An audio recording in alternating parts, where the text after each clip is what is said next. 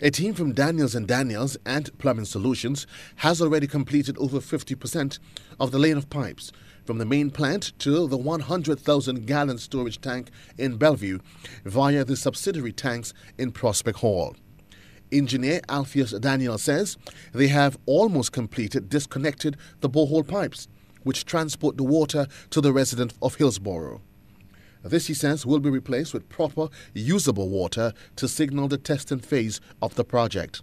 Testing, we're disinfecting, but at the same time, the proof in the pudding is eating. So we're hooking up the tanks, the existing tanks at Prospect Hall at Hillsborough. We're hooking that up now. We're hooking up at one time. So when we test, when we disinfect, we'll be sending this water to the tanks. So once now I shall flush out. In other words, now what I'm saying is that we're disconnecting the old borehole that we have. As you know, the quality of water has deteriorated. I mean, at least I could speak to that. Daniel added that this was a historic moment in the life of the project for the Sister Isles.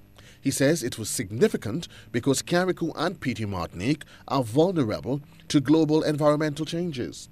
We're starting the 2-inch distribution lines in Hillsborough. We have 35,000 feet of that to put down. You would have seen those lines landed and they're currently at the stadium. That part is defeated. This means is European Union funds.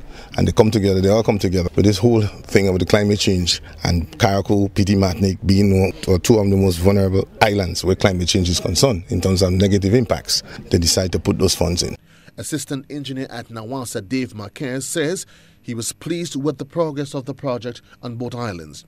Marquez, who is also the project manager at the Carriacou and Petite Martinique plants, says that Nawassa remains fully committed to the project. Thus far, he's about 57% completed in Carriacou and 90% completed in Petite Martinique.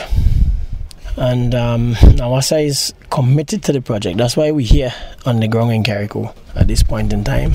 Here at Prospect Hall, we have a storage of about 22,000 gallons total, which is probably would meet demand in the rainy season. It's not suffice in the dry season. However, we will be pumping to this tank to feed just the town of Hillsborough.